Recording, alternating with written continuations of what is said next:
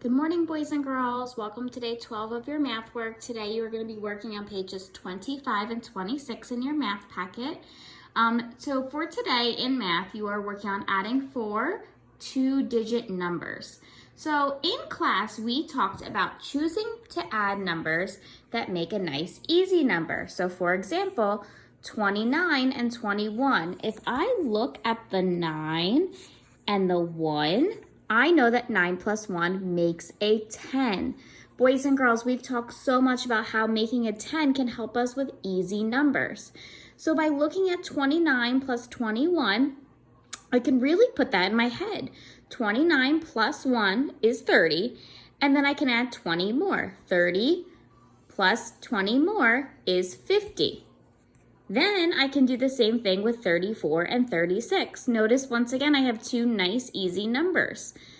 I know that 6 plus 4 is 10, 30 plus 30 is 60, 60 plus 10 is 70. Right there I have my two easy numbers that I'm going to work with, and then when I add those I will get 120. All right, is that good?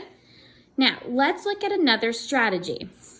So if I look at number 2, maybe I'm having a hard time deciding what two numbers are the easiest.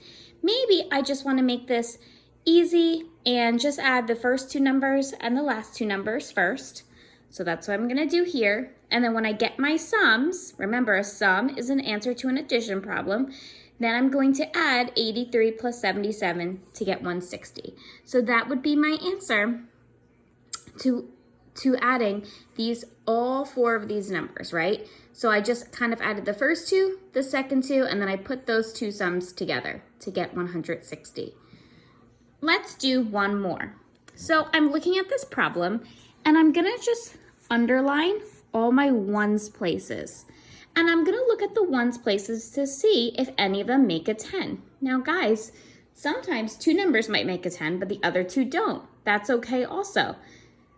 Just try to pick whatever you think is going to make it easier for you. So I might say, 17 and 43. 7 and 3 make a 10. So 7 and 3 make a 10. 40 plus 10 is 50, plus 10 more is 60. Now I can add 36 and 74. I know that my 6 and 4 make a 10. 70 plus 30 is 100, so that's going to be 110. When I add those together, I'm going to get 170 as my answer. Boys and girls, like I said earlier, there are so many ways you can do this. You can add the easy numbers first, or you could just add them in order. Now, the very last strategy that you could do if you wanted is you could add all of them up at one time. So I'm going to do that over here. I'm going to do 55 plus 49 plus 71 plus 15. Okay, so I'm adding those 4 numbers right there. I'm going to do my work over here. Boys and girls, once again, look. My 2 5s make a 10. My 9 and 1 make a 10. 10 plus 10, that's 20. I'm going to put my 2 next door, put my 0 at the bottom. Now I have to add 5 plus 2 is 7, 8, 9, 10, 11. 11 plus 7 is 18, plus 1 more is 19.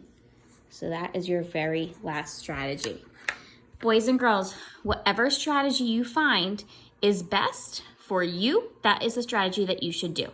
Anything that works for you.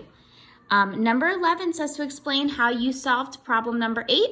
So tell me what strategy you used. That's all, guys. Just tell me what strategy you found to be the most helpful.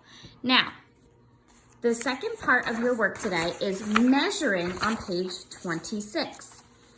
Now, it does ask that you measure with a ruler. Boys and girls, if you don't know if you have a ruler at your house, please ask your parents. If you are not sure, they might have one. They might even have a tape measure that you could use, or fabric measuring tape. If you have your backpack at home still, in your agenda, the bookmark in your agenda, the one that clips into your agenda, do you know that actually has a ruler on it? So if you absolutely cannot find a ruler at home and you tried your hardest, another option is you could estimate. So at the top here, you're gonna write estimate if you estimated. And I want you to try to estimate how many inches or centimeters the items are. All right? Does that sound like a good deal to you? All right, great. Do your best work, and I will talk to you tomorrow. Bye.